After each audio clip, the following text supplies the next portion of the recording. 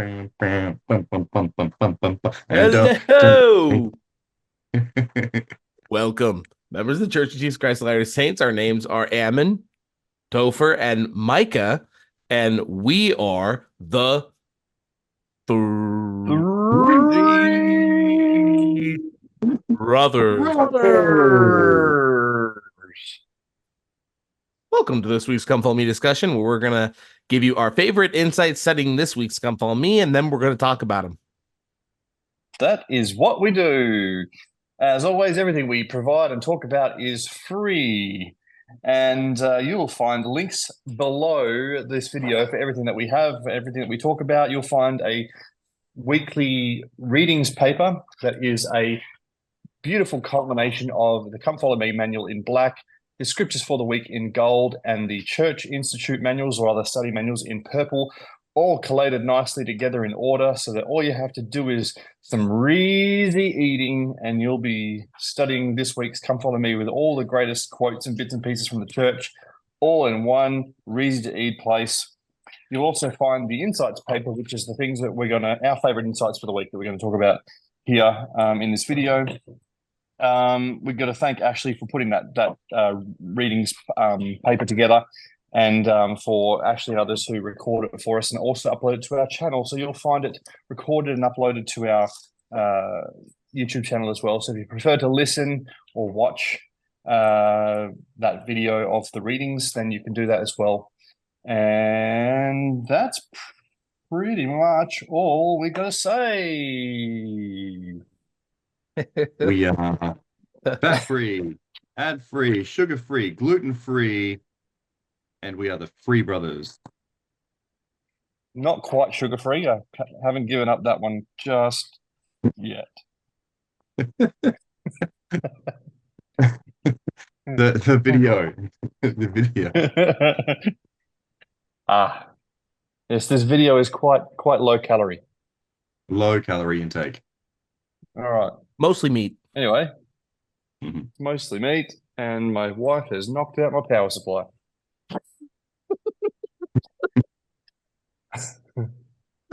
Mostly meat with some dysfunction. There we go. With some barbecue explosions. We got this. All right. Should I go into my first and longest insight of the day? Hit us, my friend. Okay. So, I loved once again the comparison between Lehi's day and our day. And I think there's two different ways to read the Book of Mormon. There's the way where a lot of people would like to say, okay, well, the Book of Mormon is somehow written chronologically to take place like it takes place in our day, where like Nephi is the pilgrims and it goes up to the coming of the Savior or the coming of Christ. Or the other way of looking at it and saying the Book of Mormon is that Mormon, who abridged the Book of Mormon, was putting in the aspects of the Book of Mormon that all dealt with the most important time period of the last days, namely the time period directly before the redemption of Zion and building a new Jerusalem. And so with that second one in mind, let's read some of this. So in the student manual here, the church in Lehi's day, we read, was there a church anciently? And if so, how was it organized and regulated? There was not so much as the twinkling of an eye during the whole so-called pre-Christian era when the Church of Jesus Christ was not upon the earth, organized basically in the same way it now is. Now think about that. Melchizedek belonged to the church. Laban was a member. So also was Lehi.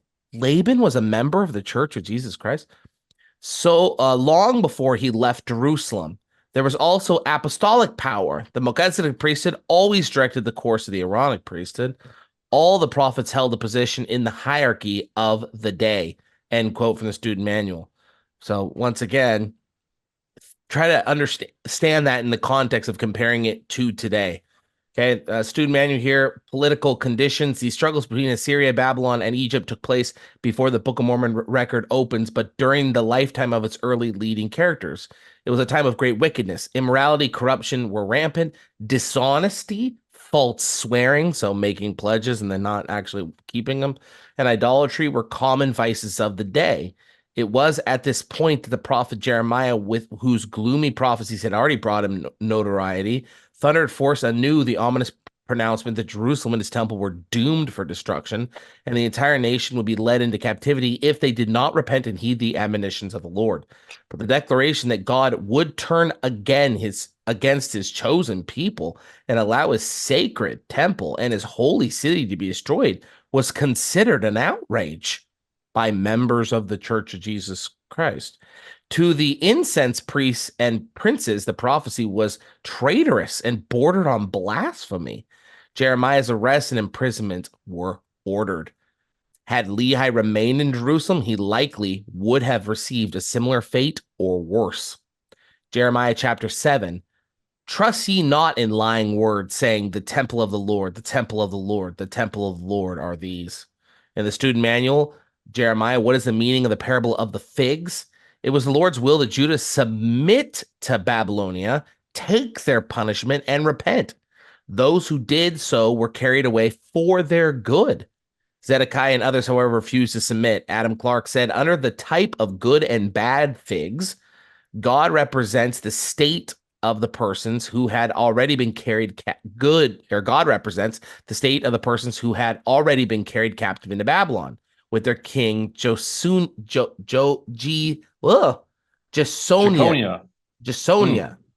Compared with the state of those who should be carried away with Zedekiah, those already carried away, being the choice of the people, are represented by the good figs. Those now remaining and soon to be carried into captivity are represented by the bad figs that were good for nothing, or untimely figs. The state also of the former in their captivity was vastly preferable to the state of those who were now about to be delivered in the hand of the king of Babylon. The latter would be treated as double rebels. The former, being the most respectable of the inhabitants, were treated well. And even in captivity, a marked distinction would be made between them, God ordering it so. But the prophet sufficiently explained his own meaning. The Lord says, those already carried away into captivity I esteem as far more excellent than those who still remain in the land. They have not sinned so deeply, and they are now penitent, and therefore I will set mine eyes upon them for good. Verse 6, I will watch over them by a special providence, and they shall be restored to their own land. Jeremiah, student manual, the yoke of bondage. Although Jeremiah 27:1 dates the prophecy of Judah's bondage to Jehoiakim's, either have a shot on that one, Jehoiakim's reign. Jehoiakim, yeah, sure. Jehoiakim's reign. Verse 3 and 5 suggests that it was given during Zedekiah's reign.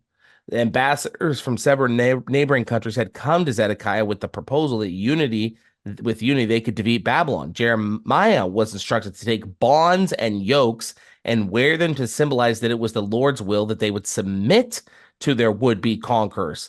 The message that they would not try to change the decrees of God was also given by Jeremiah. Their lands were assigned to Babylon until that country ripened in iniquity and reaped its own reward.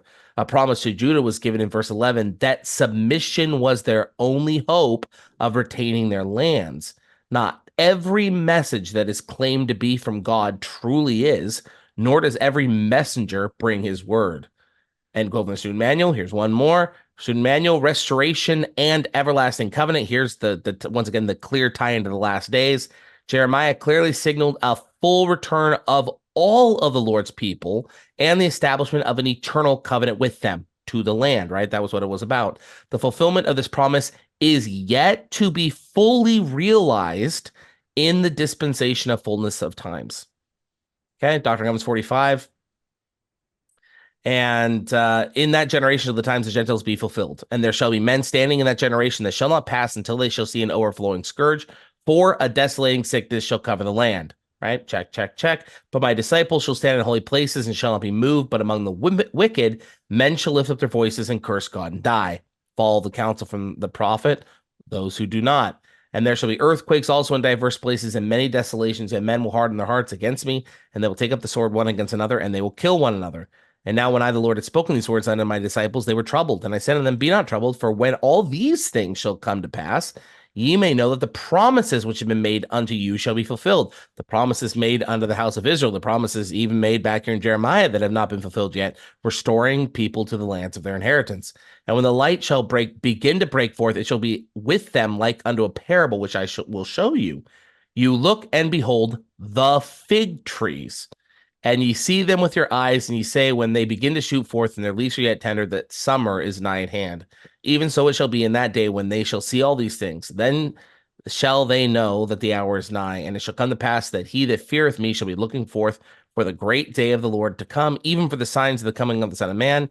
And the remnant shall be gathered unto this place, meaning they're going to come back to the land of inheritance. L. Tom Perry said, what's the difference between the people of Alma and the people of King Limhi? So difference between people, right? The difference between those who submitted to Babylon versus those who did not, or those today who submitted when the prophet asked us to submit to the desolating sickness and so forth. Obviously, there were several differences. The people of Alma were peaceful and more righteous. They had already been baptized and entered into a covenant with the Lord. They humbled themselves before the Lord, that yoke of bondage, right? Even before their tribulation started. All these differences made it appropriate and fair that the Lord would deliver them quickly in a miraculous way from the hand which kept them in bondage, which was totally different from what happened to King Limhi. The scriptures teach us of the Lord's power of deliverance. And then finally here, Doctrine and Covenants 105, there has been a day of calling, but the time has come for a day of choosing, and let those be chosen that are worthy. And it shall be manifest unto my servant by the voice of the Spirit, those that are chosen, and they shall be sanctified by submission. And inasmuch as they follow the counsel which they receive, they shall have power after many days to accomplish all things pertaining to Zion. Nice. So, yeah, that was good. There's a couple of things that stood out to me here. So, isn't it interesting how, and this is certainly true, isn't it interesting how we, a royal we, right, think we are destined for Zion just because we're members of the church? You know, so going back to, Laban was a member of the church. Laban was a member of the church, and if you compare him to Nephi and Sam, and he was a terrible person. He was wicked. He was a drunk. He was this, that, the other thing, and to the point where he needed his head cut off, and he was a member of the church. And so isn't it interesting though that you can be a member of the church and still not? That still doesn't mean anything. Do you know what I mean? You can still be a member of Christ's church and still be headed in the wrong direction, not towards Zion. So that's the first thing that stood out to me. I think is very interesting. And then with the figs there, the figs. So because I was a little bit confused at the start, because I mean in the book of Revelation, in one of the last of our Come Follow Me's from last year, we talked about the harvests, and we talked about how the Lord will harvest first the righteous, right? And then the displeased or the angry angels will harvest second, right? And you want to be in the first harvest, the Lord's harvest. So then I was thinking about these figs here, but it does say that these figs, it's basically good and bad figs, but the good figs are those who, which I thought this was interesting, the good figs are those who have already been carried captive into Babylon. So does that mean, just so I get this straight, does that mean, Micah, that we're the good figs, we're living in Babylon now? Is that the good figs? Or is there another group of figs that would have already escaped? So the good figs were those that had submitted to the command of Jeremiah, which was the command of Babylon, right? The authority of Babylon. So today, those that are living under you could say the bondage of Babylon were those that submitted when the prophet said, obey the laws of the land and submit, right? And so yeah, good. There was those who submitted and there was those who didn't submit. I'm with you now. Yeah, good. Okay. No, that's great. That makes more sense. So okay, good. So that explains that. So then my last thing that I wrote here was, should we be threatened? Because I can't remember now. It was, oh yeah, you had it in Jeremiah 27 here. The yoke of bondage. A promise to Judah was given in verse 11 that submission was their only hope of retaining their lands. And so I guess the thought I had here was that should we be threatened that submission to Babylon, or I guess submitting to the wrong, to the wrong thing, is our only hope, right? Our only hope of retaining our things that we have or want or whatever. And I would say no, particularly because Babylon's not our goal, Zion's our goal, right? So I see we should obviously be submitting. Well, look again, and then you talked about Doctrine and Covenants 45 and the time of the Gentiles being fulfilled, and the desolating sickness that shall cover the land. And so we know we've kind of just passed through that, where President Nelson even urged us to get, to do certain things. And there was definitely a divide in the church as to who was willing to submit and who was not. And so I see the parallel there. And so I feel like, I guess what I'm trying to say is, yes, we need to submit to the right things, and make sure we don't submit to Babylon, or whoever is guiding us to submit to Babylon in terms of a safety aspect. Because the thing at the end of the day is, again, if you go back to Alma and Limhi, we want to be delivered from Babylon and escape to the promised land, which is probably something that I'm going to be talking about in one of my insights. Anyway, hopefully that makes sense. But yeah, good. And like Jeremiah told his people, sometimes you're going to have to be, in order to be obedient to the Lord, you're going to have to be subject to Babylon in order to eventually be saved. The Lord chasteneth those that he loves. And so if you've been the unruly son, the Lord has to chastise you in order to bring you back on board his program. And unfortunately, the saints at the time of Jeremiah, they needed that chastening hand, and Babylon was the tool to make that happen. So they had to subject themselves to Babylon to receive that chastening. And if they were willing to be chastened by it, and they're willing to be subject to Babylon, then the Lord would have been merciful to those people, and he could have done wonderful things for them. I think that's what I'm picking up here, which is a great lesson, because it's exactly the same thing that Elder Tom Perry was talking about with the groups of Alma versus the groups of Limhi, which is a really good time to bring that up, given the fact that Lehi and his family were able to escape Jerusalem, the wicked Jerusalem, right before it fell. So they were considered righteous enough in order to be considered, for the Lord to consider it fair and reasonable to lead them away from Jerusalem before it all went down. Now, could there have been a couple of people left in Jerusalem that were good people but needed to be chastened by the Babylonians when they came? Probably. And we don't necessarily have all of their records. Maybe one day. But there could be those that... Oh, there we go. Mulekites. So exact same scenario, right? So yeah, no, wonderful. Really, really enjoyed that. And the reflection to our day is the contrast and reflection to our day is very, very clear, because what do we want to be? Like, are we not quite righteous enough that the Lord has to get out the chastening stick of modern day Babylon to beat us over the head, and we have to become subject to maybe powers that we don't respect or we don't want to be subject to? What's everyone saying right now at the very moment? They're saying things like, the prophet would never tell us to do anything that made us subject to Babylon, quote unquote. The prophet would never,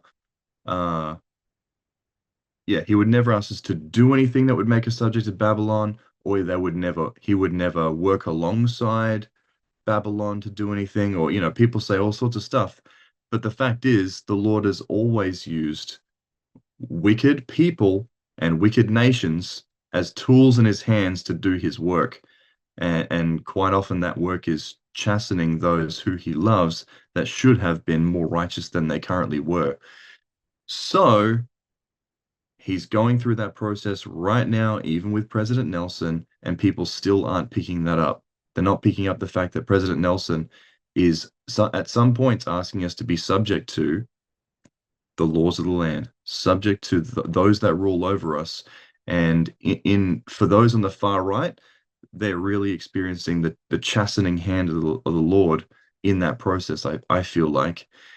And I just want to be able to escape from this, what's the word for it? Captivity? The captivity of Babylon from behind enemy lines to Zion, the New Jerusalem, before it gets so bad that there will be no escape. So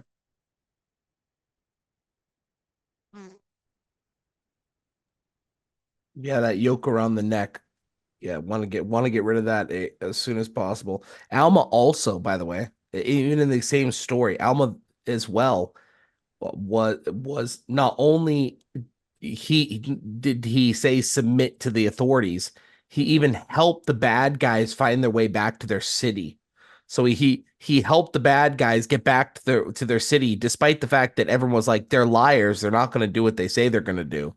And Alma's like, well, we still have to do the right thing, so we're gonna help them go back to their city.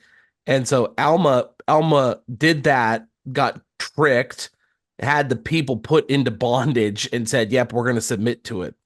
So yeah, there's plenty of examples of this. It's not like it's an obscure thing that happens. So yeah, I still love that first point about how, Laban was a member of the church, and so you can be a member of the Lord's church and still be a Laban. Do you know what I mean? He was charged with looking after the records. You know what I mean? He had which was ultra important. They must have been literally so important. And he commanded 50 men. He had a garrison of men. He looked after the records, and he was still not a good guy, but he was in the church. You know what I mean? and So the how night and the night he got whacked, he was out with members, what you could say of like the high council. So like the stake high council. Like that's what he was doing the night he got killed. So I mean it's Yeah, complacent. We can't be complacent. We can't think we're already, on the right track. We're already headed to Zion just because we're in the church. Yeah, great and points. and Laman and Lemuel were really, really in the church, and they still beat the brakes off their brother with a stick until an angel pulled him off, and still tried to beat And him and still, and still tied him up to a boat pole and nearly drowned the guy, and still got to the promised land where all the promises were fulfilled, and still overthrew the government. yeah, wild, crazy, eh? And they were really, really in the church, really active. Yeah, crazy. Hang on one Hey, sec. who's up? My turn. Just give me 2 seconds. 1, 2. I was gonna count too. Beat me to it. Sorry, my wife's asking me questions. Okay, my first insight. So I was like, oh, it'd be the first, the first week. It's I will go and do, that standard thing, and I still surprisingly got some really cool insights while reading this, and I'm really trying hard to liken, going back to what we were talking about last week about how everything included in the Book of Mormon was there for a reason, and to try and liken those things to our day and take those sorts of things. So I got a lot of stuff whilst keeping that in the back of my mind. I got a lot of cool stuff this week. So anyway, this first insight, kind of random, I suppose, but so a friend of mine named Welland on Sunday, in one of our meetings, he gave a spiritual thought, and he gave a condensed version of this as the spiritual thought. And when it came to sort of doing my insights here, I thought about it. I was like, it was actually really cool. So I looked into it, and so here's a bit of this spiritual thought that my friend gave, fleshed out a little bit longer. And I'm not sure where it actually originally came from, but it looks like it might have been given on. I found it on a website called Book of Mormon Central, and also on another one called the Interpreter Foundation. So credit to either of them. I don't know who originally sort of came up with this, because I'm certainly not smart enough to have found this out myself. So First Nephi 1:1. First Nephi 1:1. I, Nephi, having been born of goodly parents, therefore I was taught somewhat in all the learning of my father, and having seen many afflictions in the course of my days, nevertheless, having been highly favored of the Lord in all my days, yea, having had a great knowledge of the goodness and the mysteries of God, therefore I make a record of my proceedings in my days. So some of this I'm going to read now is from this website. This opening line, so familiar to diligent students of the Book of Mormon, can probably be quoted word for word by many of its readers. What probably goes unrecognized, though, is that Nephi's introduction includes a pun on his own name. Nephi is most likely derived from an Egyptian word, Nefer, which means good, goodly, fine, or fair, meaning beautiful. During Nephi and Lehi's day, it was pronounced something like Nephi, or Naufi. Nephi's closing remarks in 2 Nephi 33 mirror his introduction's emphasis on goodness. He said, his words persuaded his people to do good, and they teach all men that they should do good. These statements affirm that Nephi fulfilled the commandment given to him by the Lord in 2 Nephi 5:30, and thou shalt engraven many things upon them which are good in my sight for the profit of thy people. Finally, Nephi warned that his words would condemn those who will not partake of the goodness of God, which of course echoes his description of God's goodness from 1 Nephi 1:1. So the threefold repetition of good-related terms at the beginning and end of Nephi's record provides evidence that a pun was indeed intended. The case is strengthened even further by the fact that other Book of Mormon authors picked up on Nephi's clever introduction and mimicked his use of wordplay in their own opening statements. Now, just to be clear about this pun, Nephi's name means good. And so essentially, you could almost read 1 Nephi 1:1 like this. I, Nephi, having been born of Nephi parents, therefore I was taught somewhat in all the learning of my father, and having seen many afflictions in the course of my days, nevertheless, having been Nephi favored of the Lord in all my days, yea, having had a Nephi knowledge of the Nephi and the mysteries of God. So it's because it has this meaning of good, great, fair, This is the pun, the wordplay here. And so he started his record like this, and he finished it like this. And I won't go into all the details. I've provided links to if you want to look at more into this, because again, this goes back to Reformed Egyptian and Hebrew, and we actually have many instances of ancient prophets using wordplay to do things in a similar fashion. But other writers of the Book of Mormon, other prophets who wrote the Book of Mormon, also took this and ran with it a bit as well. So now I'm going to give a bit more summarized version of this whole thing. Otherwise, I'll be here forever. But Enos is another example that used similar wordplay in his book. And it's also interesting to note that Helaman, son of Helaman, named his sons Nephi and Lehi, and told them that he gave them their names of their first parents, so that, and this is what he said to them in Helaman 5:6-7, when you remember your names, that you may remember them, and when you remember them, you may remember their works, and when you remember their works, that you may know how that it is said, and also written, that they were good. Therefore, my sons, I would that you should do that which is good, that it may be said of you, and also written, even as it has been said and written of them. So a bit of my summary here. So Helaman helped ensure that Nephi's good name and good works were perpetuated by his descendants. Another interesting thing to note is that the Nephites are named after Nephi, obviously, which again can mean good or fair. And the Nephites are often referred to as a fair people. When the Lamanites converted unto the Lord, their young men and their daughters became exceedingly fair, and they were numbered among the Nephites, and they were called Nephites. I just think that's very interesting as well. So was Nephi, here's the point of this, was Nephi just using the intro to his book to make a pun-based joke? Like, was it just a joke? Like he thought, hey, my name means good, I'll just use the word good or goodly or whatever a bunch of times to make a cool joke or whatever? No, that's not what he was doing. This is, again, from that website. It is widely accepted among biblical scholars that ancient Hebrew writers extensively used various forms of wordplay in their writings. They cared about names and their meanings, and when the opportunity presented itself, they creatively linked names with important narrative themes. In Nephi's case, it seems he used his own name to emphasize the goodness of his father, the goodness of God, and the goodness of his record, which he described as containing the words of Christ. Most of all, Nephi hoped that his words would persuade his people and also all men to do good, just as Nephi himself had done. These themes help establish Nephi's record, and by extension, the entire Book of Mormon, as a good book, much like the Bible. So it's actually, to go a little bit further on that, a lot of ancient writers would use wordplay and puns like this more the more important the book was. So in our day, you would use a pun and something to make a joke.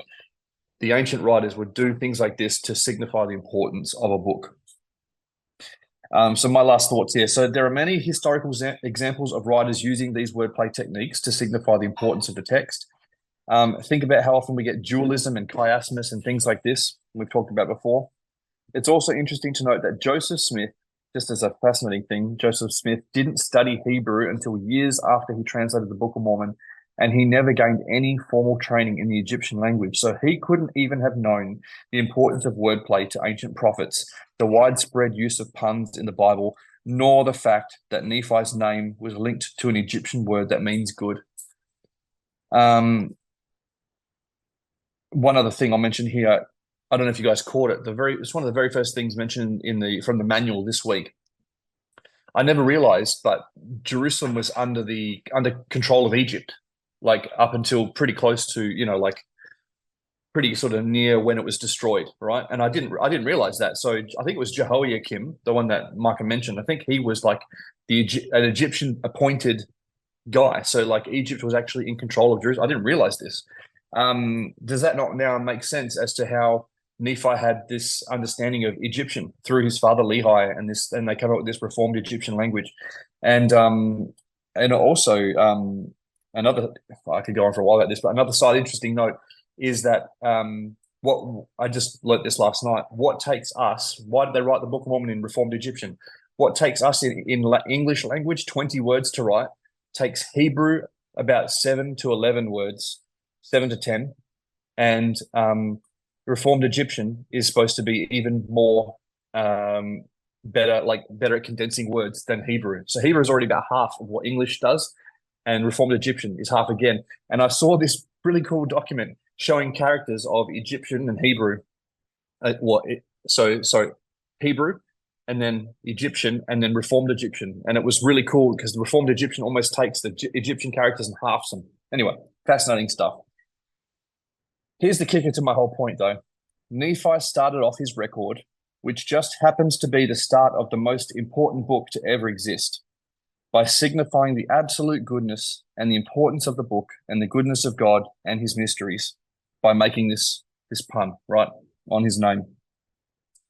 Nephi's good introduction, therefore, provides good evidence that Joseph Smith was truly a prophet of God. It also helps affirm that Nephi was indeed an ancient Hebrew prophet trained in the learning of the Jews and the language of the Egyptians. And again, why? Because the Egyptians were still in control of Jerusalem up until pretty close before it was destroyed under Zedekiah's reign.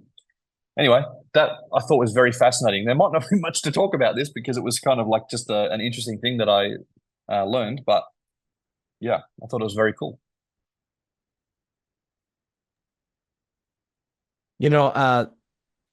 Nephi's name and actually some of the names in the Book of Mormon were, at the beginning where it says, like, I name this river after you and the plains after you so that you can be like this.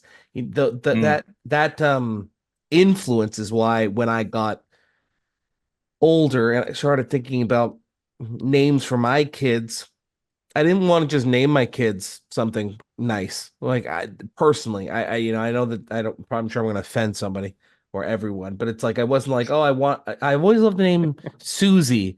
It's always just, I just love the thought of it. That's how most people name their kids now. And I wanted my names to have meaning. And, not only I think could this be a wordplay on the book, but the book itself, but this could also be Nephi's way of honoring his parents. his parents gave him that name because they wanted him to be that. And by him starting his book with that this way, it was him in a way trying to show his parents that he was remembering his name and he was remembering them and he was trying to live up to what they wanted him to be and become. And I think that that's really cool too. And I mean, there's no greater as a parent, I can't think of a greater joy or like tearjerker to have your child, at that stage in his life do kind of an homage like that. Like, I know why you named me this, and I'm trying my best, dad and mom, to live up to this, to live up to my namesake, and not only that, to turn it back on them. I'm good because my parents are good, right? I Nephi, I'm good, born of goodly parents. I'm good because my parents are good, and I think that's really cool. So. I mean, it's literally the first thing he said. I Nephi, having been born of goodly parents, like it's really cool. And then you can see that theme again going back to like Helaman and his sons. That is a theme that you can see that the prophets that came later understood was important as well. The importance of remembering the goodness of your ancestors. Yeah, yeah. And Awesome. spirit of Elijah, right? And so, yeah, once again, really key, really key. And not only that, what's the Book of Mormon? I think Renee just, I think it was, yeah, Renee recently in the Book of Mormon or Bust, gave some really good insights on how once again the Book of Mormon is a preparatory book. It's there to prepare us for the other writing, and what is it there to do? To get us to turn our hearts to our fathers. Like that's the purpose of the Book of Mormon to and when we have that faith is the brother of Jared. When we have that, then shall the greater things be made manifest unto us. And so it's definitely no coincidence. Very early on in one of these chapters, it's probably chapter 1 or chapter 2. Actually, I should probably know which chapter it is because it's the most quoted scripture probably in the Book of Mormon behind Moroni 10. But there's that moment where Nephi's like, I'll go and do the things which the Lord commands. And then Lehi, thank you. So it's chapter 3. Then Lehi just gets really, really excited and really proud.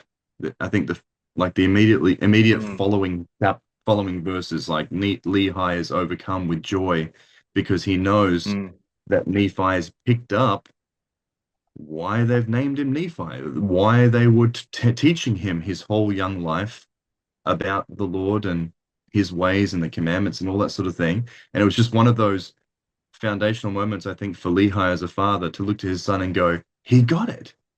He's showing me that he gets it. And he was overcome. So yeah, who doesn't want that for their kids? That's amazing. Boy, here's a real world example. Why are you named Ammon? Do you know what I mean? Like, and I don't know actually why. I don't. Because my parents want to make my life really, really hard, giving me a name that no one can pronounce.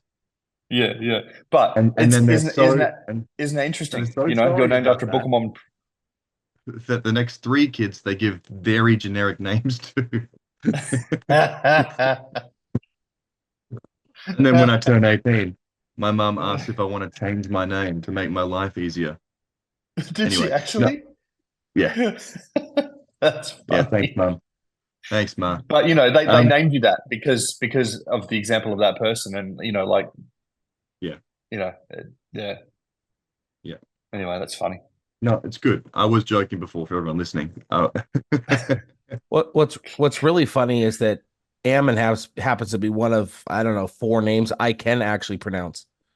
So that's there's not a lot of them. There's one of them. I'm glad that's one of them because we're friends. He got called Amen his whole life. Hey, everyone always says Amen. Amen. It's like, how do you get that? Adam, Ahmed, Hammond. Yeah. Hamad. You name it. I get it all. Whack. But yeah, no, grateful for that. And there is places in the Book of Mormon, I can't remember off the top of my head. You got me live. But talking about the importance of names and remembering I give you Yeah. this name, you'll remember the name and remember those that did those wonderful works and who you are and what you represent, what those names represent, and all that sort of stuff. And that has always been very special to me. Obviously, with a name like Ammon, you know, can't help Yeah. but think about my own self and my own journey and my own need to remember who I am and things that I was taught and all that sort of stuff. So wonderful for me. You know, all that stuff is really, really good for me. Maybe if I was Yeah. named It's a really generic name, I'd be in a ditch somewhere. Who knows? Probably. Yeah. Helaman 5 is where that's mentioned. I mentioned that in my point, but I think you might have Oh, been okay. Yeah. caught aside. Yeah. Yeah. Awesome. Yeah. Cool, man. Your Very turn. good. Is it how we rolling? Am I up? What? Yes. I'm It's up your now? turn. Yeah. Hmm. Okay. Very good. All right. Hope this makes sense. So I've been pondering on this for some time, and I recently started sort of rereading the Book of Mormon and went over it again and was thinking about it. And of course, we're in these early chapters where Lehi is leaving Jerusalem with his family. So again, it's at the forefront of my mind. So I'm happy to share it with you guys. The Lord instructed Lehi to flee Jerusalem into the wilderness, obviously.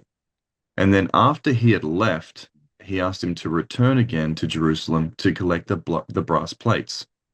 My question is why? If Lehi was inspired by the Lord, and we know he was, then why didn't the Lord simply tell him to get the plates before they left Jerusalem?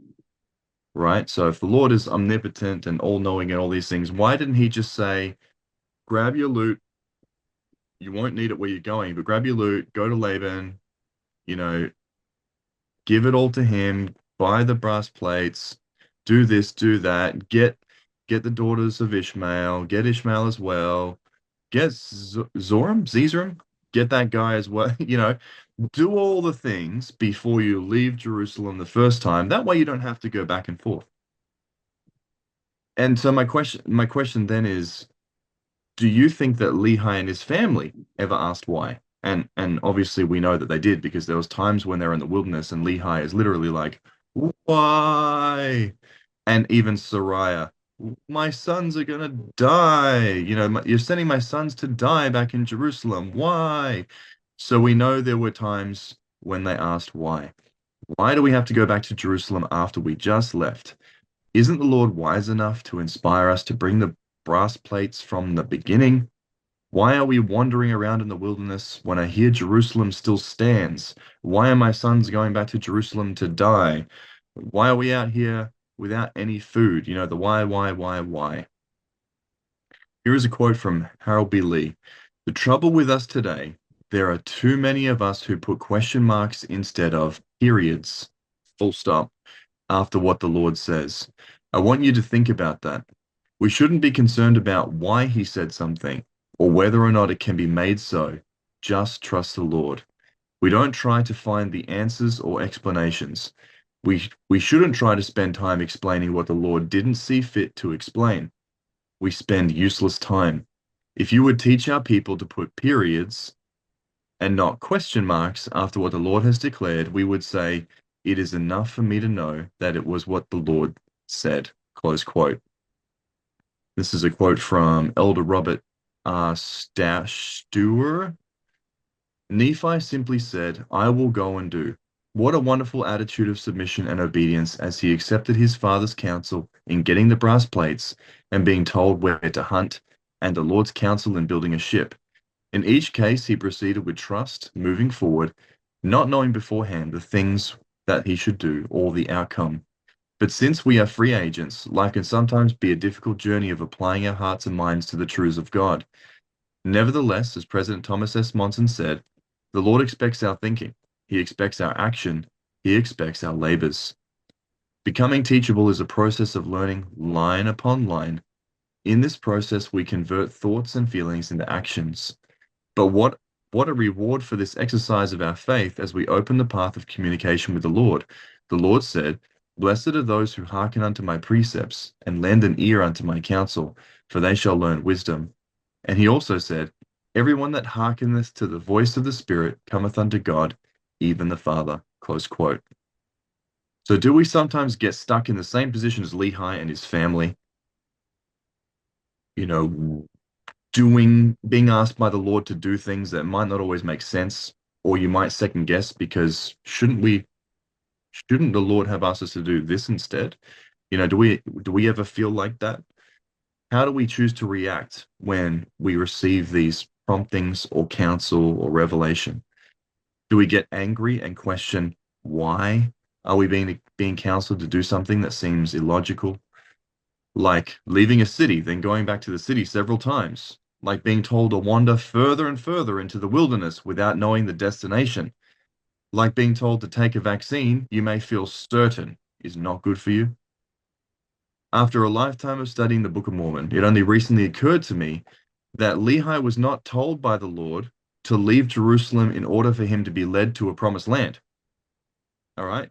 That's not what it says. I mean, it could be the case in the future when we get the Book of Lehi, but it's not what the record says. It says that he was told to leave as the city would be destroyed.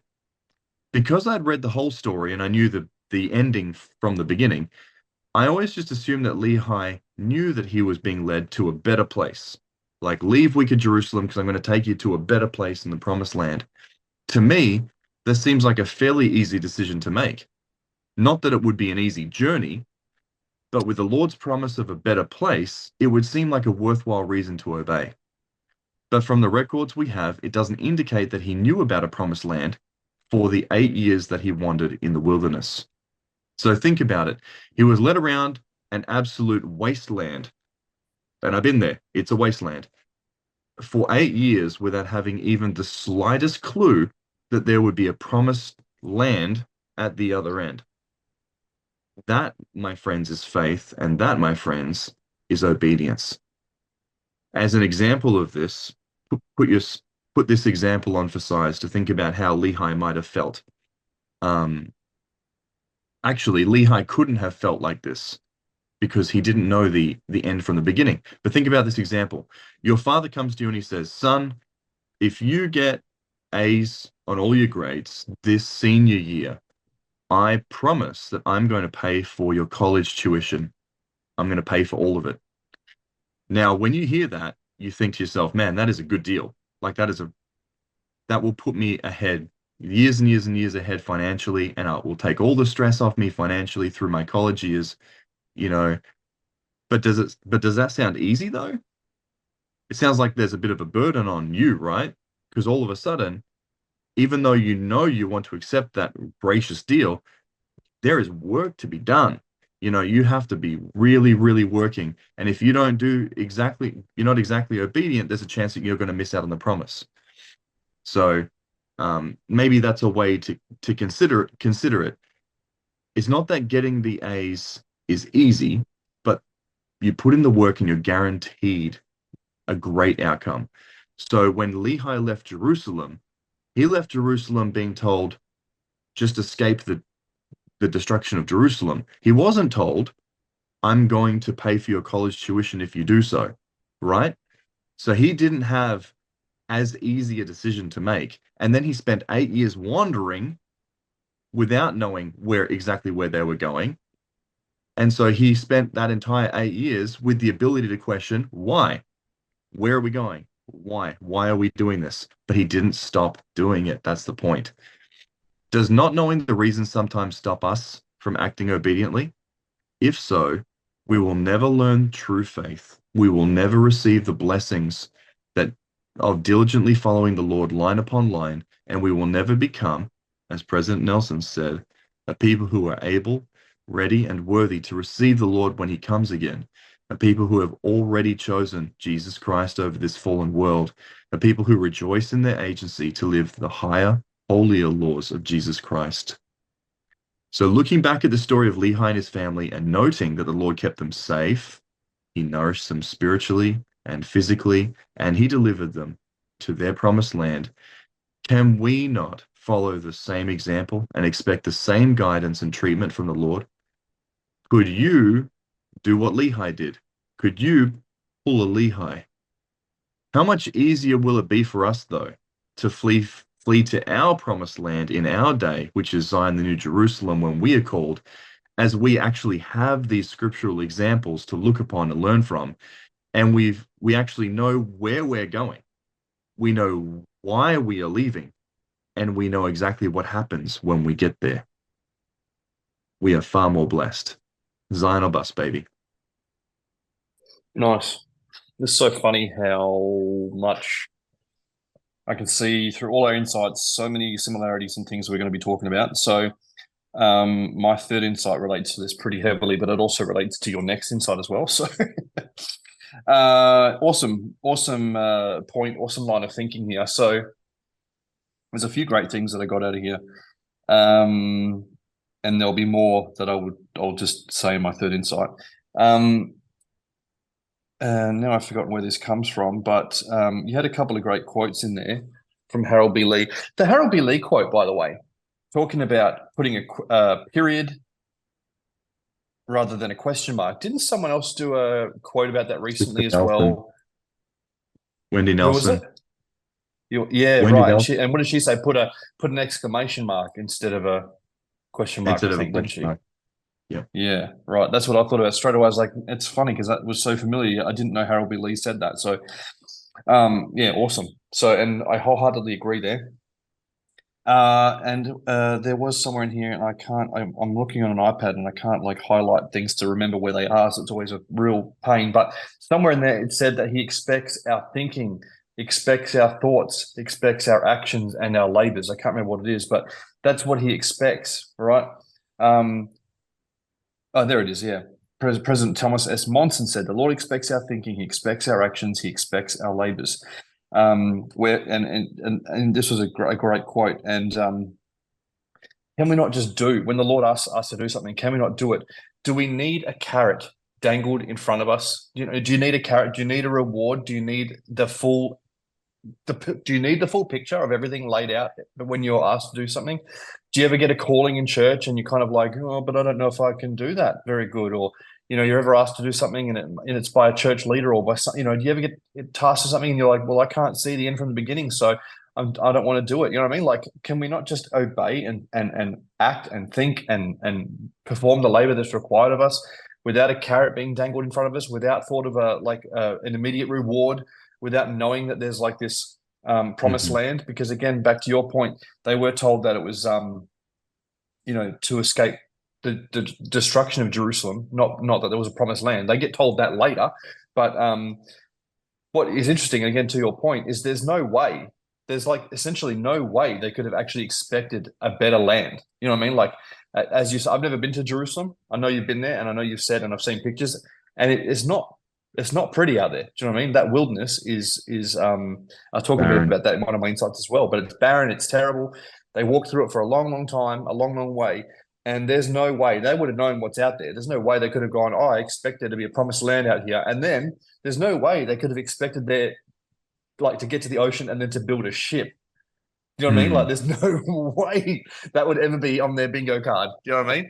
There's no way they ever thought that being the case. So anyway, again, this goes back to the beautiful, just this beautiful example. And this is where the Book of Mormon starts, this beautiful example of this righteous father, righteous son, righteous family who are willing to go and do what the Lord asks without knowing the end from the beginning, just willing to act as the Lord prompts them to do something and do it.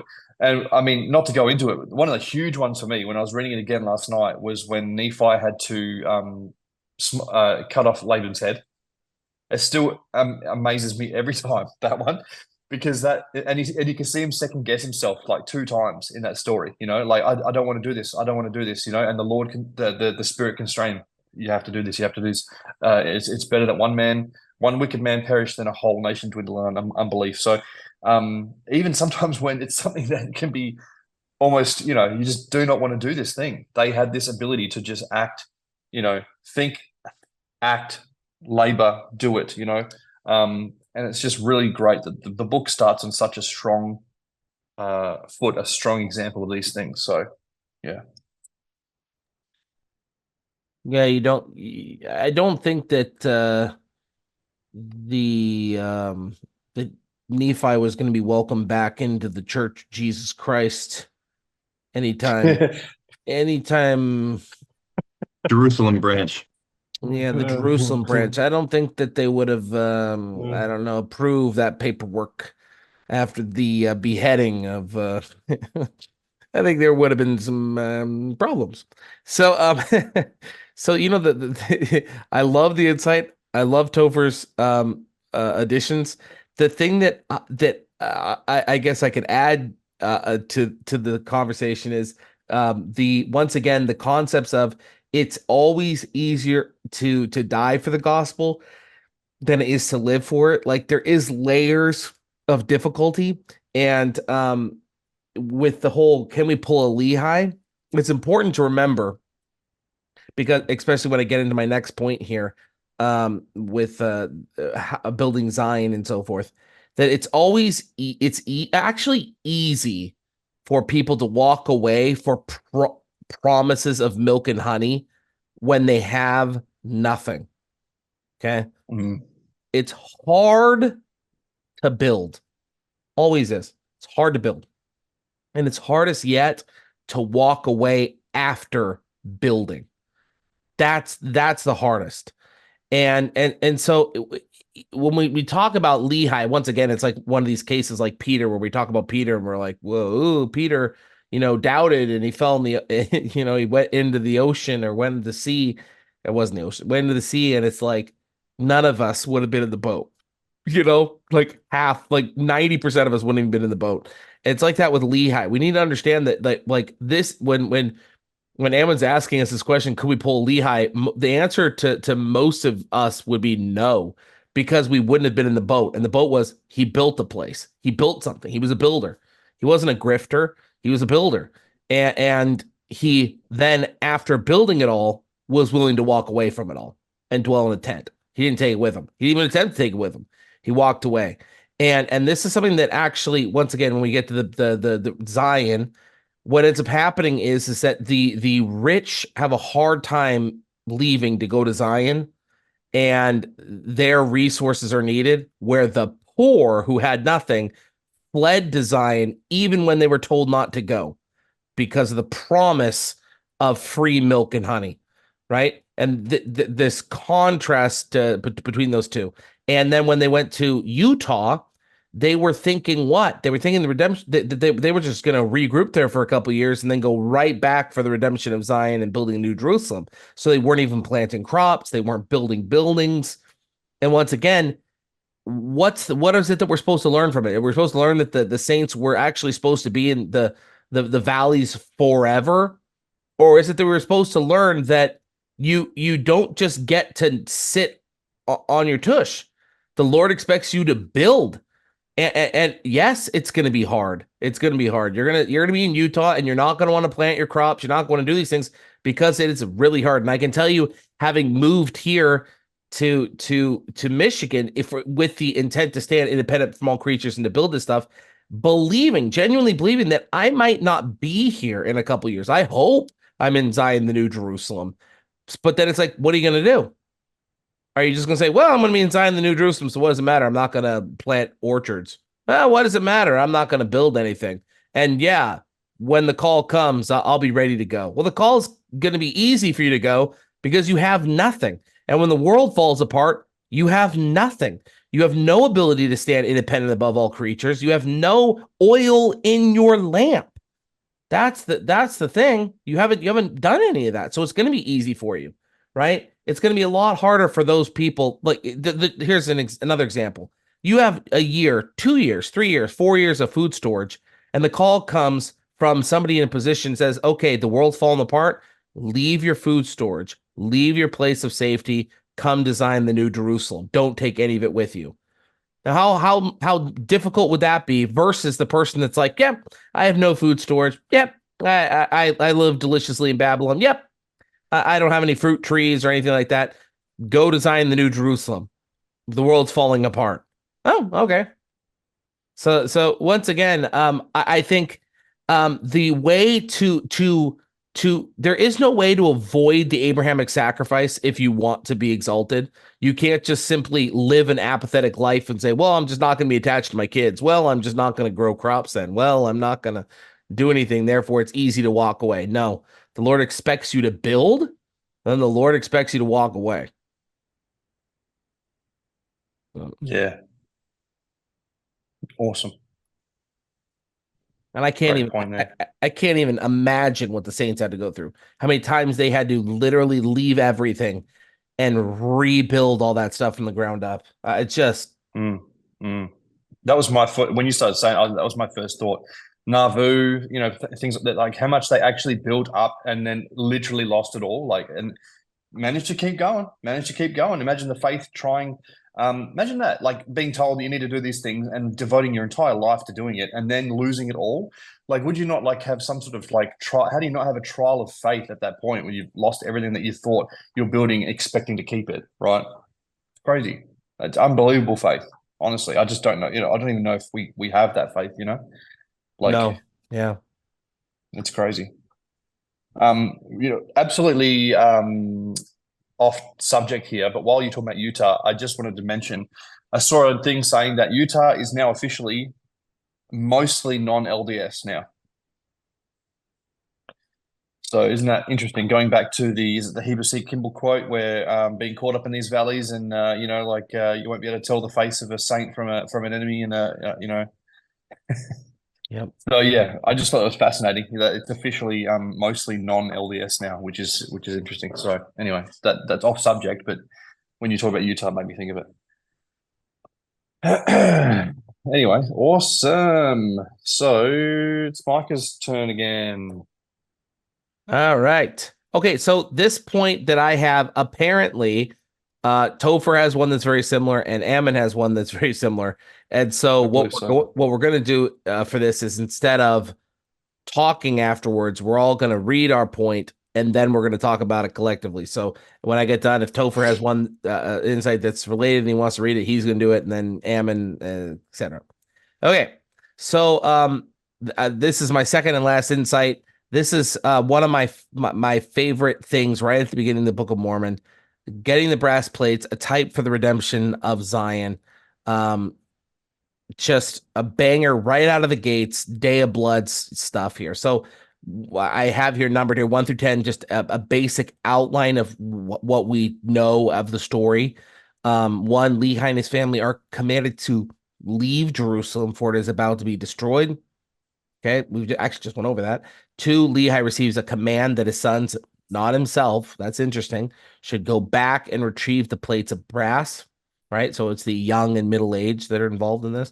Nephi and Sam were ready and worthy, but Laban and Lemuel were not. So there's this differing levels of preparedness within members of the Church of Jesus Christ, right?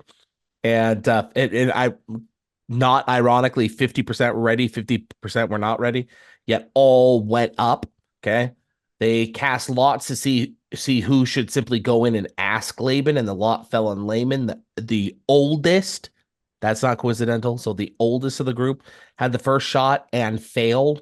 Nephi suggested selling all they own in an attempt to get the plates of brass. They are refused, and then Laban tries to kill them. Laban and Lemuel beat Nephi and Sam in anger. An angel shows up, separates them, and Nephi alone goes back into the city. So the group gets smaller and smaller. Nephi, led by the Spirit, goes into the city and kills Laban, claims the brass plates. And in the process, there's also this freeing of slaves that takes place, which is fascinating, who end up joining in with Nephi and his family. And then finally, later, Lehi is told to send his sons back again, this time for wives. So after this Day of Blood, there's these marriages that take place. And I would say here, once again, brothers and sisters, let me give my testimony that I'm absolutely sure that these stories were included in the Book of Mormon entirely as types to prepare our minds and hearts singularly for the redemption of Zion and building a new Jerusalem. There's two ways to look at the Book of Mormon. I'm not of the belief of the first. I don't believe, it doesn't even make sense that that the Nephi and his family are the pilgrims, and then it somehow just follows it exactly until the Jesus Christ appears, right? That doesn't, there's nowhere where that would even make sense. That's not what that Mormon was even looking at. Mormon and Moroni were shown what? They were showed the most important thing. They were showed the time period directly before the redemption of Zion and the building of New Jerusalem, just like Nephi, right? Nephi was shown all these things up to that point in time, and then it was stopped, and then Nephi was told the remainder will be shown to John the Revelator. So when the Book of Mormon was compiled, they were focused on one time period, and that was the redemption and building of Zion, the New Jerusalem. It wasn't, very small amounts of time was dedicated to the pilgrims and so forth. Okay. So, what has happened in our day, right? How is this a type? Well, first and foremost, one, the people of God are commanded to leave Babylon, for it is about to be destroyed, and flee to Zion, right? Here's just one quote that I have here that I made really small for Joseph Smith Jr. Repent ye, and embrace the everlasting covenant, and flee to Zion, right? Flee from Babylon, right? O Babylon, we bid thee farewell. We're going to the mountains of Ephraim to dwell, right? Before the overflowing scourge overtake you. Remember these things, call upon the Lord while he is near, and seek him while he may be found, is the exhortation of your unworthy servant. 2, the people of God go to Jackson County in an attempt to take possession of the land. Some of the saints were ready, others were not, yet both went up together, right? For this older generation, Laban, right, failed. They failed to obtain the land of promise. The saints attempt to simply buy everything up over time, right? Sell all they own, buy it up, but that too fails. In the student manual, Doctrine and Covenants 63, they should assemble themselves together in the land of Zion, not in haste. We read, to manage the numbers of saints gathering to Zion, church leaders required those in Ohio desiring to go up to Missouri to obtain a church-issued certificate before they could migrate and participate in the laws of consecration in Missouri. However, many enthusiastic members disregarded the instruction and went to Missouri in large numbers. A church historian appointed by the prophet Joseph Smith later wrote, the church immediately began to gather in Jackson County, and on this subject, they became quite enthusiastic. They had been commanded not to go up in haste nor by flight, but to have all things prepared before them. Money was to be sent up to the bishop, and as fast as lands were purchased and preparations made, the bishop was to let it be known and that the church might be gathered in. But this regulation was not attended to, for the church got crazy to go up to Zion, as it was then called. Okay. The rich were afraid to send up their money to purchase lands, and the poor crowded up in numbers without having any places provided, contrary to the advice of the bishop and others, until the old citizens began to be highly displeased. End quote from the student manual. Okay, so then what's the next thing? Laban tries to kill him, right? Well, guess what? The saints are targeted for execution. The Missouri Executive Order 44, also known as the Mormon Extermination Order, was a state executive order issued by Missouri Governor Lilburn Boggs on October 27, 1838. Governor Boggs directed that the Mormons must be treated as enemies and must be exterminated or driven from the state if necessary for the public peace. Their outrages are beyond all description. So Governor Boggs, you could say, took the money of the saints and then signed an executive order saying kill him.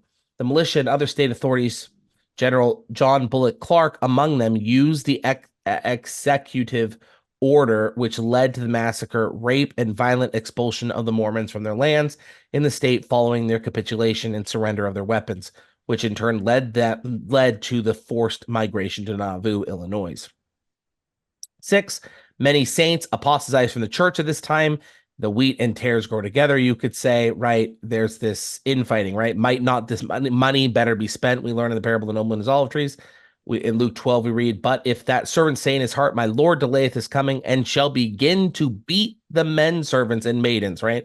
Like Laban and Lemuel beat Sam and Nephi, and to eat and drink and to be drunk. And the Lord of that servant will come in a day when he looketh not for him, and in an hour when he's not aware, and will cut him asunder and will appoint him a portion with the unbelievers, right? So we're now entering this stage, right, in the parable of the nobleman's olive trees, right, where there's this disputation about whether or not we even need the tower.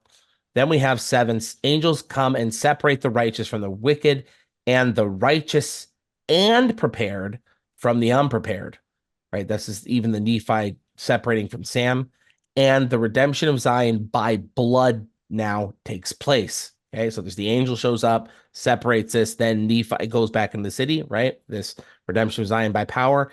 Angels and men in the redemption of Zion kill all those that stand in their way and obtain the promise, obtain the plates of brass. In Doctrine and Covenants chapter 58, we read, an epistle and subscription to be presented unto all churches to obtain monies to be put in the hands of the bishop of himself or the agent as seemeth him good, or as he shall direct to purchase lands for an inheritance for the children of God.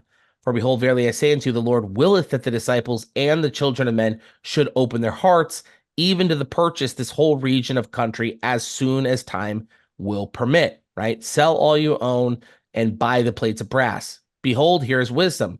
Let them do this, and hopefully Laban will agree to this, lest they receive none inheritance, lest they don't get the plates of brass, save it be by the shedding of blood.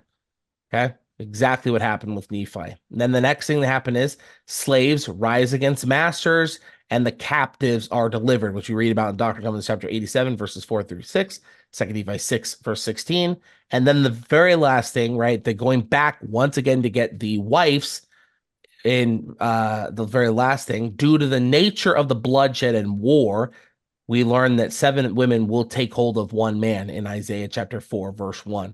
So exactly the same order of events. So once again, is the type here not clear enough? And are the scriptures not laid bare in this regard? Indeed. Indeed they are. Man, so that was awesome. Now, funnily enough, I think I will read my insight because it does link to it. But funnily enough, you can see the difference in the intelligence levels here because yours is so much more verbose and in-depth. I was reading this thinking, hang on a minute, there's a type and shadow here of the redemption of Zion. And mine's like, you'll see, mine's more I'm just relating a bunch of scriptures to bits and pieces of our day and things we should expect. Yours is so much more in depth, step by step, and verbose. And so you can see the difference, like in understanding. Your understanding is so much better than mine. But I was just happy when I was reading it that stood out to me, and I was like, you know what, I'm gonna write this down. And I started taking notes, like sort of pointing out scriptures in mine, and thinking, well, I don't know if this is going to go anywhere. And sure enough, eventually end up in this sort of this type and shadow thing. So I'll read mine because it essentially relates to what you're saying. It's just that it's a slightly different extrapolation, I suppose, but with the same result. So here's my take on this. So as I was reading these chapters, I couldn't help but notice type and shadow, as I said, of things possibly to come for us in the near future. And see, I'm not confident enough even to say necessarily that it is exactly a type and shadow. Mike is much more confident than I am, and here, now that he's on the same page as me, I'll say it is a type and shadow of things to come. The manual explains Jerusalem in Lehi's time. So the way I've done this is I'm likening all of these things to our day and to us right now. So Mike has gone through a more step-by-step. This is more likening to us right now. So, and Micah read this part of the manual in his first insight. It was a time of great wickedness. This was Jerusalem at the time. Immorality and corruption were rampant. Dishonesty, false swearing, and idolatry were common vices of the day. So my thought is, does this not sound like our day straight away? Everyone's lying. Everyone's dishonest. Everyone's, immoral. It's wild. It was at this point that the prophet Jeremiah, whose gloomy prophecies had already brought him notoriety in Jehoiakim's day, thundered forth anew the ominous pronouncement that Jerusalem and its temple were doomed for destruction, and the entire nation would be led into captivity if they did not repent and heed the admonitions of the Lord. Blasphemy, right? Or you could say, all those who do not obey the Lord will be separated from those who do, right? That's what stood out to me. President Nelson said that. So the entire nation will be led into captivity if they did not repent and heed the admonitions of the Lord. And don't we get told by President Nelson, and we have been told, that those who do not obey the Lord will be separated from those who do shortly. And the manual continues on and says, but the declaration that God would turn against his chosen people and allow his sacred temple and his holy city to be destroyed, right? Has that ever happened before? Was considered an outrage. To the incensed priests and princes, the prophecy was traitorous and bordered on blasphemy. Jeremiah's arrest and imprisonment were ordered. Had Lehi remained in Jerusalem, he likely would have received a similar fate or worse. So again, we know why Lehi was commanded to leave. and Jeremiah himself was arrested and imprisoned, I believe. And my thoughts are, as the world descends further into unrighteousness and the separation of the righteous and the wicked become clearer and more defined, we know what attitude the wicked will take towards the righteous, which will leave the righteous one choice, right, to separate and to go where, right? So First Nephi 1, just going to read a couple of verses of scripture here that liken them to us. So First Nephi 1, verses 13 and 14, and he read, saying, Woe, woe unto Jerusalem, for I have seen, and this is Lehi talking and now pronouncing what he's seen to Jerusalem. I've seen thine abominations, yea, and many things did my father read concerning Jerusalem, that it should be destroyed, and the inhabitants thereof, many should perish by the sword, and many should be carried away captive into Babylon. And it came to pass that when my father had read and seen many great marvelous things, he did exclaim many things unto the Lord, such as, Great and marvelous are thy works, O Lord God Almighty. Thy throne is high in the heavens, and thy power and goodness and mercy are over all the inhabitants of the earth. And because thou art merciful, thou wilt not suffer those who come unto thee that they shall perish. And it's interesting that this is Lehi now proclaiming this to the people. Jerusalem shall be destroyed, people will be carried captive into Babylon, but those who come unto the Lord shall not perish. Right? Again, do we not hear this from the prophet right now? Kind of, not in such bold and clear wording as that, but essentially that's what we hear. In verse 20, when the Jews heard these things, they were angry with him, yea, even as with the prophets of old. Are people angry with President Nelson and things for what he's been saying? Yes. Will they be angry with us as we continue to stand up for what we believe against the crazy liberal garbage that's coming out constantly? Yes. Whom they had cast out and stoned and slain, and they also sought his life that they might take it away. But behold, I, Nephi, will show unto you that the tender mercies of the Lord are over all those whom he hath chosen because of their faith, to make them mighty even unto the power of deliverance. The power of deliverance. So the Lord's tender mercies are over all those who have faith, obedience, and come unto him, and he will provide deliverance. Again, so knowing that this is at some stage shortly to come to pass. 2 Nephi 2, verses 2 to 4. And it came to pass that the Lord commanded my father, even in a dream, that he should take his family and depart into the wilderness. And it came to pass that he was obedient unto the word of the Lord. Wherefore he did as the Lord commanded him. And it came to pass that he departed into the wilderness, and he left his house and the land of his inheritance, and his gold, and his silver, and his precious things, and took nothing with him, save were his family, and provisions, and tents, and departed into the wilderness. Where were they headed? A promised land. Again, did they know that at the time? Not necessarily. But what is our promised land? Zion, the New Jerusalem, right? The redemption of Zion. And this is where this is tying into everything that Mike has already talked about. So at some stage, will we possibly have to leave the land of our inheritance, our gold, our silver, our precious things, right? Mike, we've already talked about that. So here's a question. Are you ready to leave Babylon and your gold, your silver, your precious things, your garlic? Do you find the guidance of the Lord precious, or do you cling to those precious items in Babylon, right? What's more precious to you? And then Lehi then compared in desperation his two eldest sons to the river and the valley, in the hopes that they might be righteous, steadfast, and immovable in keeping the commandments. And we're talking about that, and the naming of things after other things, because of to try and give a lesson, and naming children after things to give them a good name, and to hope that they will live up to that name. So verses 11 and 12 of, I think it's still First Nephi chapter 2.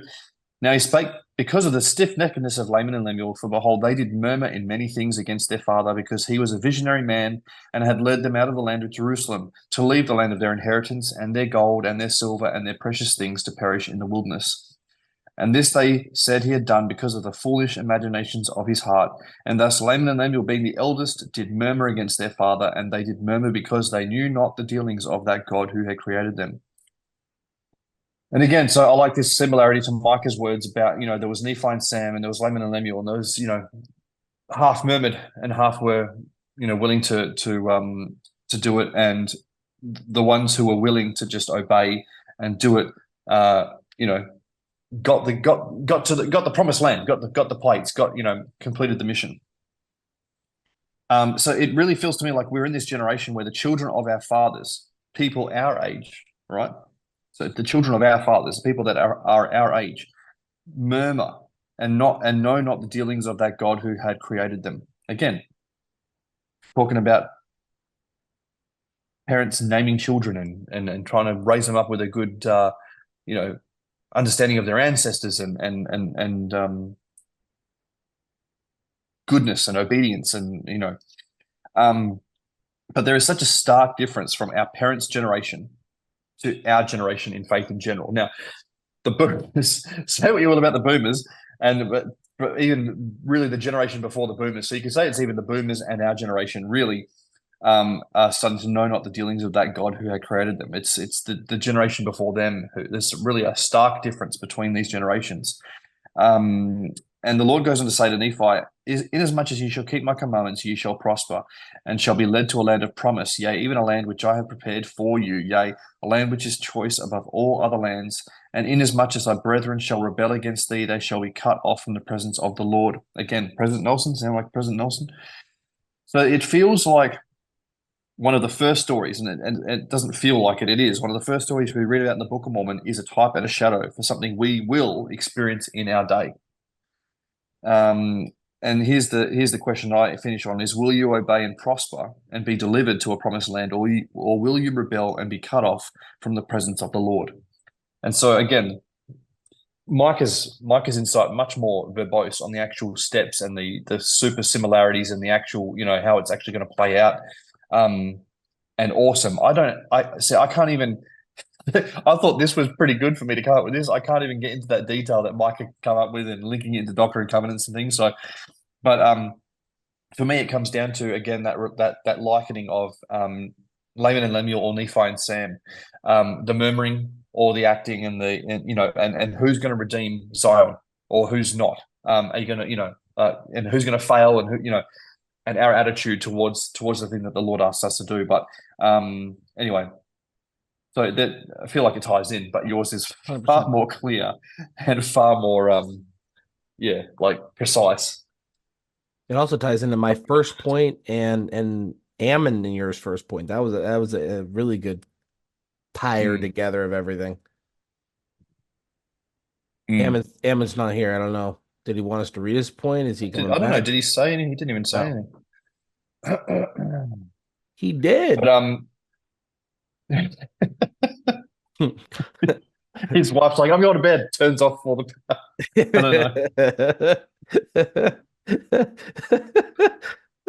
know. But how awesome, because I'll be honest, I had never noticed this before. He's saying to read his. Okay, I can like I said, my next insight and his next insight are very similar, I believe. So I can just read both, or you can read his and I can read mine, whatever you want. But isn't it awesome? Because I've never noticed this before. Isn't it amazing, actually, that the Book of Mormon in the first 5 chapters contains this? Like, it's literally the first 5 chapters. Can you believe that? The first 5 chapters of the Book of Mormon contains an exact outline of everything that's happened since the church was restored and will happen until basically the second coming. Like, it's wild. It's wild. And I've never noticed it. I've been in the church my whole life and I've never realized that.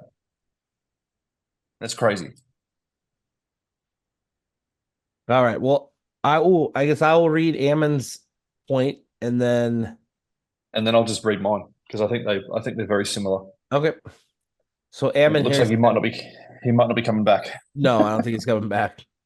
Okay, so it says first attempt to obtain the brass plates, 1 Nephi chapter 3, and we cast lots who of us should go in under the house of Laban.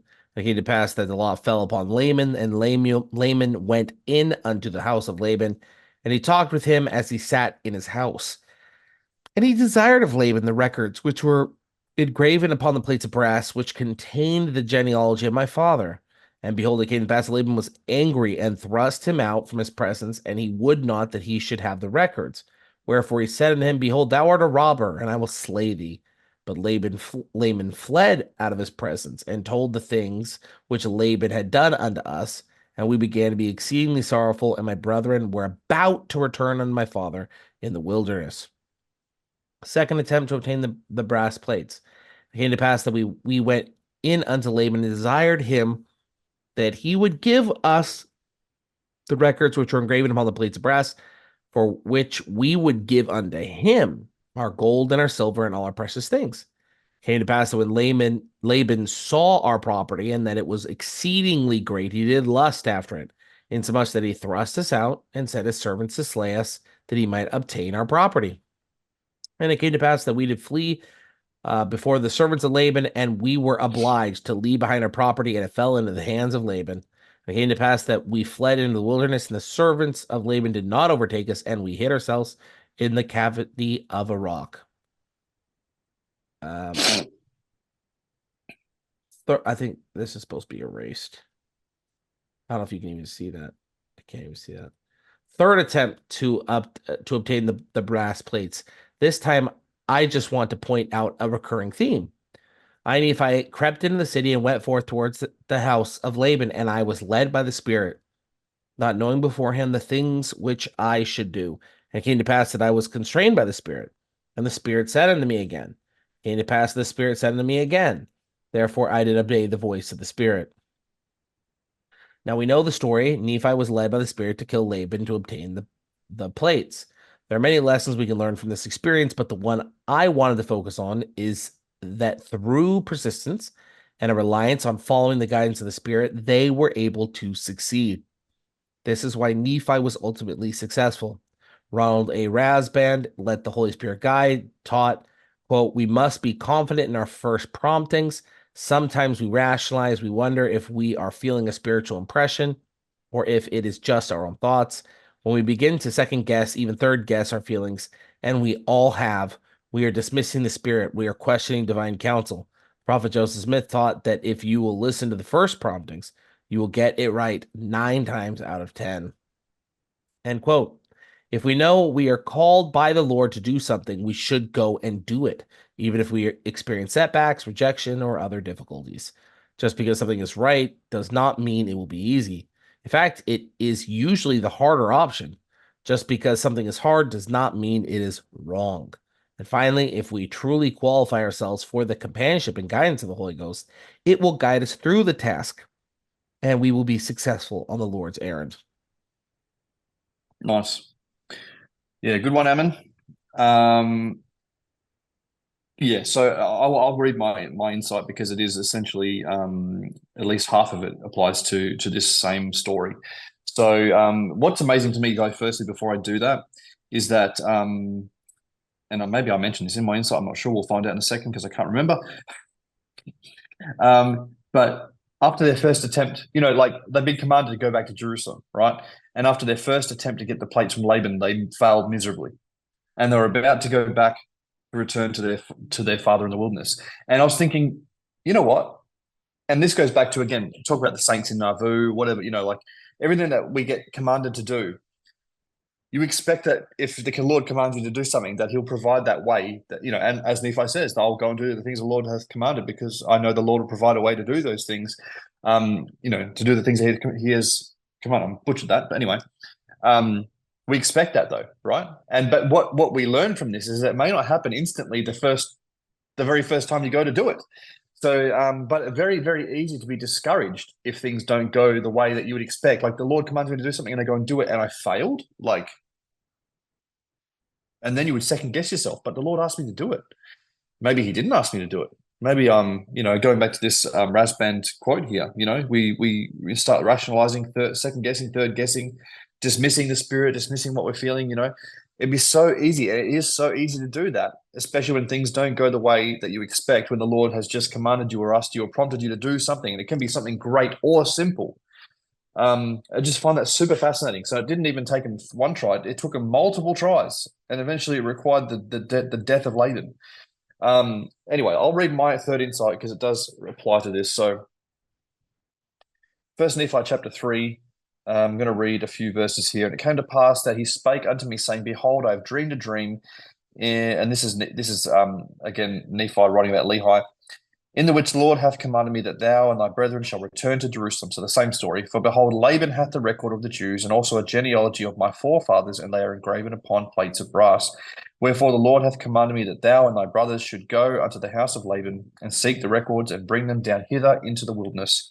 And now, behold, thy brothers murmur, saying, it is a hard thing, which I have required of them. But behold, I have not required it of them, but it is a commandment of the Lord. Therefore go, my son, and thou shalt be favored of the Lord, because thou hast not murmured. And here's the kicking verse. And I didn't think I'd do a insight based off this verse, but when I get to this next part from the manual, it's really what stuck out to me. And it came to pass that I, Nephi, said unto my father, I will go and do the things which the Lord hath commanded, for I know that the Lord giveth no commandments unto the children of men, save he shall prepare a way for them, that they may accomplish the thing which he commandeth them. Now, this verse from the manual, so this quote from the manual is what stood out to me. The journey back to Jerusalem is what it's called. The distance from Jerusalem to the Red Sea, the Gulf of Aqaba, is about 180 miles through hot, barren country, infested anciently by many marauders. Again, we're talking about, remember, how could Nephi and Lehi expect a promised land when they're headed out into the desert, this hot, barren desert infested by marauders, knowing that the only place they can end up is at the Dead Sea, Red Sea. How can they expect? What can they expect, right? But they had to leave Jerusalem, and they did it. Lehi and his family traveled 3 days journey beyond this point.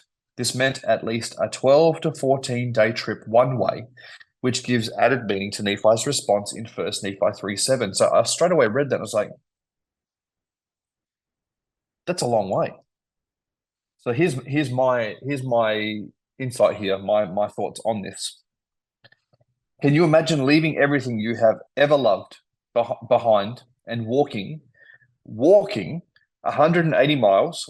For us in Australia and everywhere that uses the metric system, that's 289 kilometers. Now that's a long way. That is so far into the desert, carrying stuff. Imagine carrying stuff, walking, like their shoes would have been awful. Can you imagine their shoes? What would they even been? Straps of leather and, walking into the desert to the sea, and once arriving, being told that you need to go back. Now that's a long way, right? And then being told you have to go back, not just to go back, but to go back to complete what amounts to an impossible task, essentially. What, like if you were to tell me that task, and they probably knew what that would amount to, knowing that it's essentially an impossible task. It's a 2-week exhausting trip, at least 2 weeks, exhausting trip on foot. Not to mention you have no idea of the state of Jerusalem because you can't Google it, you can't make a phone call, you can't use Google Maps, you don't know if there will be any water or marauders on the way. You have no real way to prepare. You have nothing. You just have to do it. Now we can understand the amazing nature of Nephi's reply and the faith he truly had to perform the task without murmuring. And then kudos to Sam as well. And then, honestly, you can also understand a little bit about Laman and Lemuel. Honestly, I'm a murmurer. Like I don't find myself murmuring with church stuff, but I'm like a complainer. I'll be honest. I'm a complainer. I'll complain. My wife asks me to do something. I'll murmur. I'll complain. That's just me. So I see Laman and Lemuel. I see myself a little bit in them. I'm not going to lie, but I also see more of myself in Nephi. So just being my brutal, honest self. I think this is just such a wonderful lesson for us. But you can really, truly understand the amazing nature of Nephi's reply. I will go and do, right? I know the Lord will provide a way. It's an absolute nightmare of a task. I'm going to do it, and the Lord will provide a way. And I honestly don't know if my dad could ask me to do that, right? Because Lehi asked Nephi to do that. If my dad asked me to do something like that, even if he said God had told him to do that, if I could do it without memory, I don't know, Now here's a question for you. Could you take that dangerous 180-mile walk for the Lord? Just the walk, let alone the task at the end of it. Many of us wouldn't even drive 180 miles for the Lord. Now think about that. Think about like how some people have temples that are a bit far away, things like that. Like what do you have to do sometimes? Many of us would murmur our butts off if we had to drive 180 miles, let alone walk it. Right. Think about that. Not to mention, on their first attempt to get the plates, they were denied. And again, I've just talked about that, how faith shattering that would have probably actually been. Thankfully, Nephi had it in him to continue to persist and to try. When the Lord requires something of us, do we expect that it is achievable? And I've already talked about this, achievable and achievable without incident or difficulty. You know, like you think the Lord asks you to do something, is it going to be like just easy to do because he asked you to do it? I think we often think it will be, but in actual fact, it obviously it wouldn't be. You know what I mean? Like really, it's more obvious that it wouldn't be.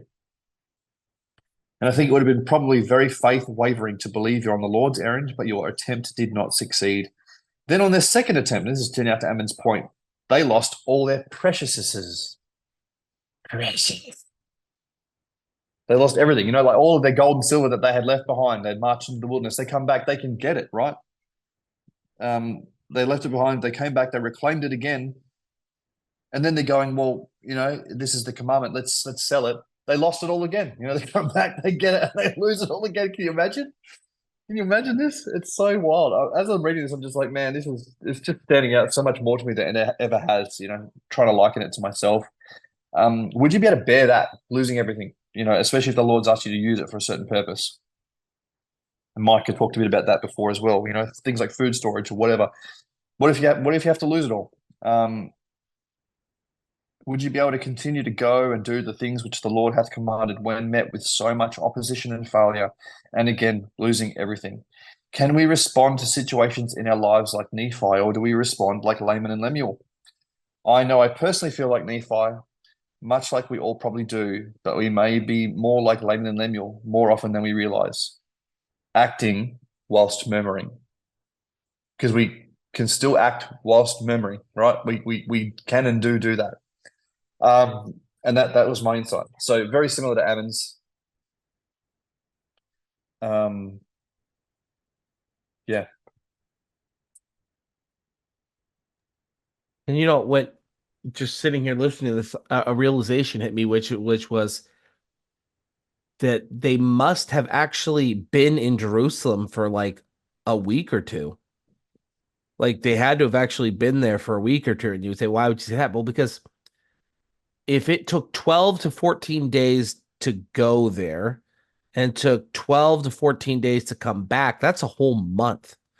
And the mother, it had gotten to the point in time where the mother was starting to say they're dead. Yeah. And so it couldn't have just been 20 days in, because even if they had been successful on like the first moment they got back, they wouldn't have been back yet.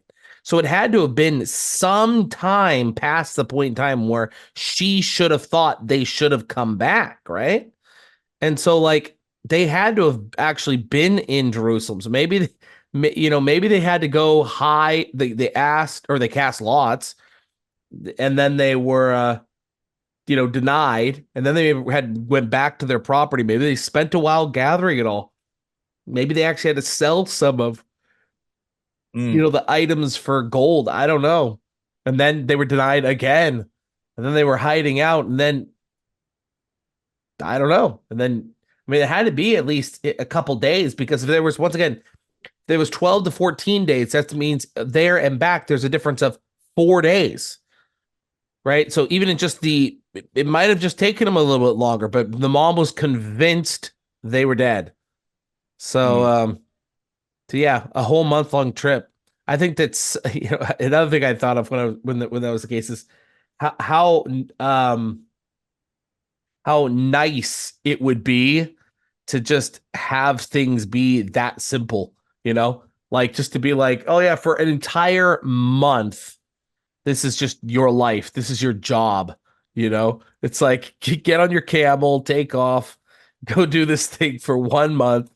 It's like, you know, the way society works today, it feels like every single day is a race. And it's like you did a million different things in each day. It's like amazing to think like this was a month of Nephi's life, just a month. And I walked, like that's what his journal would be for like 12 days, or I rode my camp, whatever it happened to be. You know, I had preserved food again. And then I rode some more, and then I had more preserved food, and I'm going to do this for the next 3 days. Like, it's insane. It's insane how once again, I think that some of these things, like, do we have the faith to do it? And I think once again, it requires even more faith today because you're walking away from so much. You're walking away from so much, you know. And I mean, I don't even think anybody could. Do any of us even have like a month of food? Like, they were just like, oh yeah, you're gonna go back to Jerusalem. Here, take a month's supply of food because it's a 14-day trip. Like, do we even have that laying around? Do we even know what that is?